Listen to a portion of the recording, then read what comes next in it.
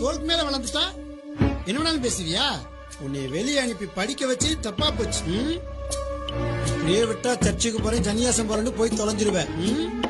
ஞாயிற்றுக்கிழமை ஃப்ரெண்டு வீட்டுக்கு போறேன்னு சொல்றது இதானா? ஏங்க முதல்ல ஞாயிற்றுக்கிழமை ஆனதும் பையனை ஒழுங்கா வீட்டுல இருக்க சொல்லுங்க. இந்த பையனால நமக்கு எப்ப பார்த்தாலும் கேவலம் தாங்க. போன வாரம் பாருங்க இதே தொல்லை தாங்க.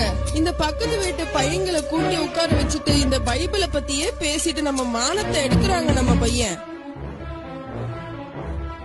முதல்ல இதை கிழிச்சு நெருப்புல போடு. பாப்பா வேணாம்ப்பா வேணாம்ப்பா பாப்பா. உம்மை விட்டு எங்கே போவே? உன் பையன் ரமேஷ் எங்க? அதை ஏன்பா கேக்குற? இப்பெல்லாம் வர வர சொன்ன பேச்ச கேக்குறதுல அவன் பைபிள் சர்ச்சின்னு ஒரே தீவிரமாயிட்டான். நானும் என் மனைவியும் சொல்லி பார்த்தோம், கேட்கல. அடிச்சு பத்தி விட்டேன்பா. என் பையன் ஒரு நாளும் என் பேச்ச கேட்டதே இல்ல.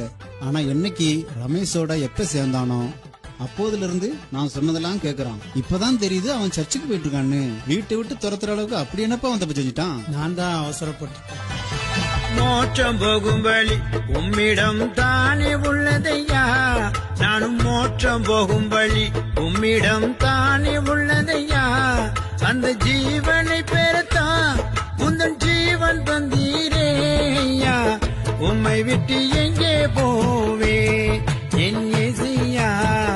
அன்பை விட்டு எங்கே போவே? மோட்சம் போகும் வழி உம்மிடம் தானே உள்ளதையா? நானும் மோட்சம் போகும் வழி உம்மிடம் தானே உள்ளதையா? அந்த ஜீவனை பெறத்தான் உந்தன் ஜீவன் தந்தீரேயா. உம்மை விட்டு எங்கே போவே என் இயேசுயா? அன்பை விட்டு எங்கே போவே?